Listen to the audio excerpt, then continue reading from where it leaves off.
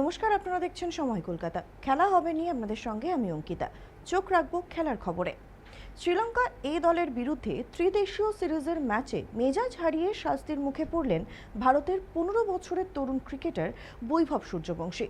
বাদ গেলেন না ভারত এ দলের অধিনায়ক তিলক বর্মাও। গত সোমবারের ম্যাচে শ্রীলঙ্কার এক ক্রিকেটারকে ধাক্কা মারেন বৈভব, আর সেই অশান্তির সময় সতীর্থের পাশে এসে দাঁড়ান অধিনায়ক তিলক। ম্যাচ রেফারি প্রদীপ জয়প্রকাশ দুই দলের ক্রিকেটারদের এই আচরণে অসন্তুষ্ট হয়ে কড়া শাস্তির সুপারিশ করেছেন। শ্রীলঙ্কার ক্রিকেটার ভিনেশ হালাবাঙ্গে এবং উইকেট রক্ষক নিরসন তার বিরুদ্ধেও অভব্য আচরণের অভিযোগ উঠেছে।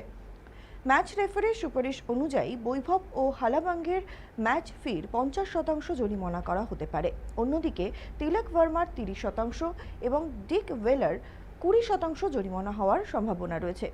যেহেতু এটি এ দলের ম্যাচ, তাই আইসিসি সরাসরি শাস্তি না দিয়ে বিসিসিআই ও শ্রীলঙ্কা ক্রিকেট বোর্ডকে এই জরিমানা কার্যকর করার নির্দেশ পাঠিয়েছে।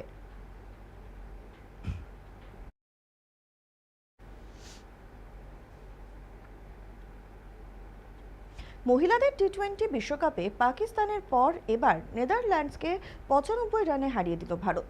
এই সহজ জয়ের ফলে টুর্নামেন্টের সেমিফাইনালে ওঠার রাস্তা আরও শক্ত করলেন হরমনপ্রীত কৌরেরা। বুধবারের ম্যাচে প্রথমে ব্যাট করতে নেমে 5 উইকেটে 209 রানের বিশাল স্কোর করে ভারতীয় দল। ভারতের হয়ে ওপেনার স্মৃতি মান্ধানা 74 এবং শেফালি বর্মা 55 রানের দুর্দান্ত ইনিংস খেলেন। শেষ দিকে রিচা ঘোষ মাত্র 8 বলে 20 রান করে অপরাজিত থাকেন। জবাবে 210 রানের লক্ষ্য তাড়া করতে নেমে ভারতীয় বোলারদের দাপটে মাত্র 114 রানেই শেষ হয়ে যায় নেদারল্যান্ডসের ইনিংস। ডাচ দলের পক্ষে সর্বোচ্চ 28 রান করেন অধিনায়ক বাবিতে ডিলিট। ভারতের হয়ে বল হাতে একাই 4টি উইকেট নেন শ্রীচরণী। এছাড়াও অলরাউন্ড পারফর্ম করে 3টি উইকেট নেন শেফালি বর্মা এবং 2টি উইকেট পান নন্দিনী শর্মা।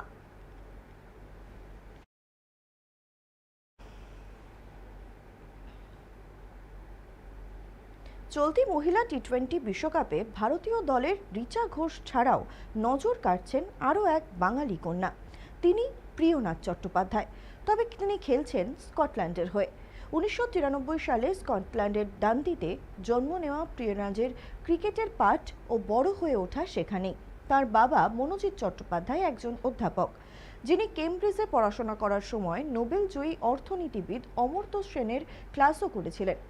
প্রিয়নাথ শুধু খেলাই নয়, পড়াশোনাতেও দারুণ মেধাবী এবং বর্তমানে লন্ডনের একটি সংস্থায় স্ট্র্যাটেজি বিশেষজ্ঞ হিসেবে চাকরি করছেন।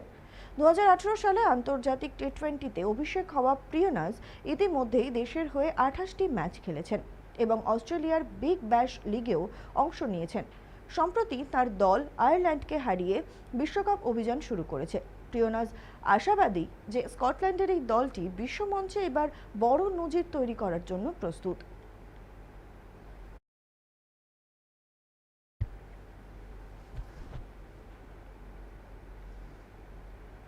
বুধবার রাতে ডালাসে 8 বছর আগের হারের মধুর প্রতিশোধ নিয়ে ক্রোয়েশিয়াকে 4-2 গোলে উড়িয়ে দিল ইংল্যান্ড।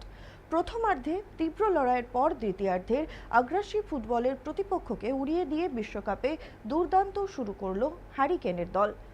ইংল্যান্ডের হয়ে অধিনায়ক হ্যারি কেন একাই 2টি গোল করেন। অন্য 2টি গোল আসে জুড বেলিংহ্যাম এবং মার্কাস রাশফোর্ডের থেকে।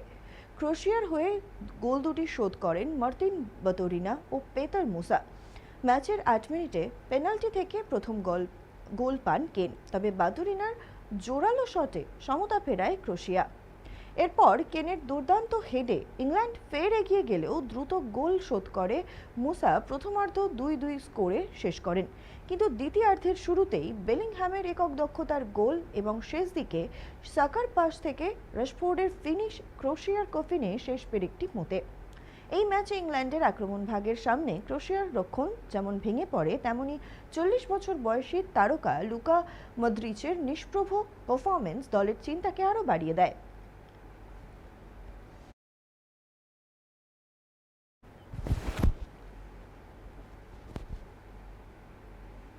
বিশ্বকাপের প্রথম ম্যাচেই বড়সড় ধাক্কা খেলেন ক্রিশ্চিয়ানো রোনাল্ডো।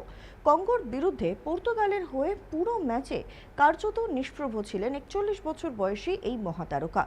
ম্যাচ শেষে মাঠ ছাড়ার সময় টানেলের মুখে গ্যালারি থেকে দর্শকেরা মেসি মেসি চিৎকারে তাকে তীব্র বিদ্রূপ করেন। কয়েক ঘন্টা আগেই মেসির হ্যাটট্রিকের বিপরীতে রোনাল্ডোর এই খারাপ পারফরমেন্স দেখে সমর্থকেরা টিটকিরি দেন, যার জবাবে CR7-কেও ক্ষুব্ধ মুখে কিছু বলতে দেখা যায়। ম্যাচের পর পর্তুগালের পরিকল্পনাহীন খেলা এবং নিজের খারাপ ফর্ম নিয়ে প্রশ্ন করা হলে ক্ষোভ উগরে দেন রোনাল্ডো। তিনি বলেন, দলের কোনো খামতি নেই, এটাই ফুটবল। একটা ম্যাচ দেখে প্রশ্ন তোলার কিছুই নেই। তবে কঙ্গো ম্যাচে দুটি সহজ সুযোগ যেভাবে তিনি হাতছাড়া করেছেন এবং পুরো ম্যাচে যেভাবে বল কাড়ার ন্যূনতম চেষ্টা না করে দাঁড়িয়েছিলেন, তাতে ফুটবল বিশেষজ্ঞদের অনেকেই এখন প্রশ্ন তুলছেন, রোনাল্ডোই কি তবে পর্তুগাল দলের বোঝা হয়ে উঠছেন?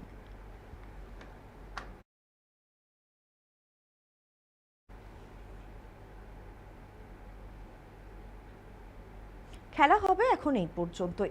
খেলার অন্যান্য খবরের জন্য দেখতে থাকুন সময় কলকাতা। সময় বলবে সময়ের কথা।